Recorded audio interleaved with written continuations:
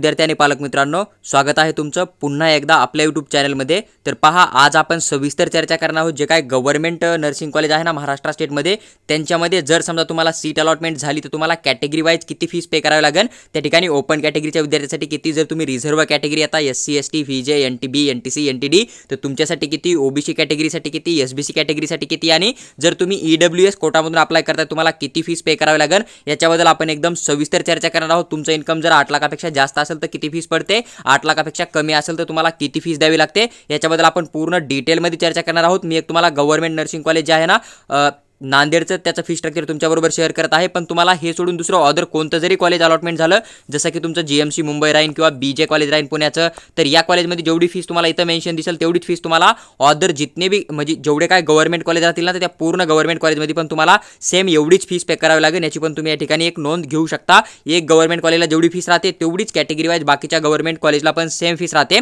फक्त प्रायव्हेट कॉलेजमध्ये फीसमध्ये डिफरन्स येऊ शकतो, पण प्रत्येक गव्हर्नमेंट कॉलेजची फीस तुम्हाला एक समानच दिसून येते। बाकी प्रायव्हेट कॉलेज मध्ये किती फीस लागते अंदाजे, तर त्याचा मी एक डिटेल व्हिडिओ तुमच्याबरोबर शेअर केला आहे, तर तो पण तुम्ही पाहू शकता। प्लेलिस्टमध्ये तुम्हाला त्याची जी आहे व्हिडिओ भेटून जाईल। आपण जर समजा सगळ्यात अगोदर बघितलं तर हे 2023-24चं फी स्ट्रक्चर तुम्हाला बघायला भेटतं। यामध्ये मॅक्झिमम 3 ते 5% वाढ होऊ शकते फीसमध्ये, ही पण एक गोष्ट तुम्ही थोडी लक्षात घेऊ शकतात। पहा, या ठिकाणी आपण ओपन कॅटेगरीची फीस बघणार आहोत। ओपन कॅटेगरीची जी फीस आहे ना, ती ज्या विद्यार्थ्याचं इन्कम 8 लाखापेक्षा जास्त आहे त्यांची टोटल फीस तुम्हाला ओपन कॅटेगरीच्या रखान्यामध्ये बघायला भेटेल। बाकी जर समजा तुम्ही OBC कॅटेगरीमध्ये येताय किंवा SBC कॅटेगरीमध्ये येताय किंवा तुम्ही VJ कॅटेगरीमधून अप्लाय करताय किंवा NTB NTC NTD कॅटेगरीमध्ये येत आहे, तर तुम्हाला जर समजा तुमचं इन्कम 8 लाखापेक्षा जास्त असेल तर तुम्हाला जी आहे ती ओपन कॅटेगरीची टोटल फीस पे करावी लागेल। तुम्हाला कुठल्याही प्रकारचं कॅटेगरीचं बेनिफिट मिळणार नाहीये। पण जर समजा तुम्ही रिझर्व्ह कॅटेगरीमधून येत आहे आणि तुमची इन्कम 8 लाखापेक्षा खाली, तर तुम्हाला या ठिकाणी जी रिझर्व्ह कॅटेगरीची फीस आहे ना, या ठिकाणी तुम्हाला एवढीच फीस पे करणं आहे, ही गोष्ट तुम्ही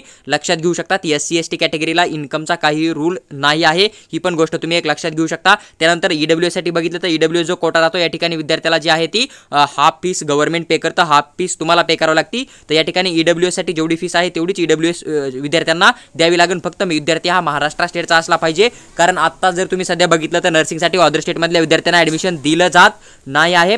जर आपण सगळ्यात अगोदर पाहिली तर आपल्याला एक ट्युशन फीस पे करावी लागते, जी की ओपन कॅटेगरीचा जो विद्यार्थी राहील त्याच्यासाठी जवळपास 19,100 रुपये एवढी तुम्हाला गव्हर्नमेंट कॉलेजमध्ये ट्युशन फीस बघायला भेटते। प्रायव्हेट कॉलेजचं मी टाकलेलं आहे, तुम्ही तिथं चेक करू शकता। प्रायव्हेट कॉलेजची ट्युशन फीस खूप जास्त राहते। त्याच्यानंतर जर समजा तुम्ही OBC SBC VJ NTB NTC NTD SC ST कॅटेगरीमध्ये येत आहे, तर तुम्हाला या ठिकाणी कुठल्याही प्रकारची ट्युशन फीस पे करायची गरज नाही आहे। तुमची पूर्णच्या पूर्ण ट्युशन फीस जी आहे ती गव्हर्नमेंट पे करते। त्यानंतर जर समजा तुम्ही EWS कोट्यामधून अप्लाय करताय तर या ठिकाणी तुम्हाला 9,550 रुपये जी आहे ना ती फीस पे करावी लागते, जी की तुमची ट्युशन फीस राहते। पण OBC कॅटेगरीवाल्या विद्यार्थ्यांना प्रायव्हेट कॉलेजमध्ये अर्धी ट्युशन फीस पे करावी लागते, पण जे गव्हर्नमेंट कॉलेज आहे त्याच्यामध्ये तुम्हाला कुठल्याही प्रकारची फीस पे करायची काही गरज पडत नाहीये। त्यानंतर जर समजा तुम्ही ॲडमिशन फीस बघितली तर जवळपास 1,500 रुपये आहे, आणि ती प्रत्येक कॅटेगरीसाठी तुम्हाला एक समान या ठिकाणी दिसून येते। त्यानंतर लायब्ररी फीस तुमच्याकडून घेतली जाईल, जी की जवळपास 1,000 रुपये आहे। एक डिपॉझिट घेतलं जातं, जे की तुम्हाला ज्यावेळेस तुमचा डिग्री कंप्लीट होईल त्यावेळेस तुम्हाला तो रिफंड केला जातो, परत दिला जातो।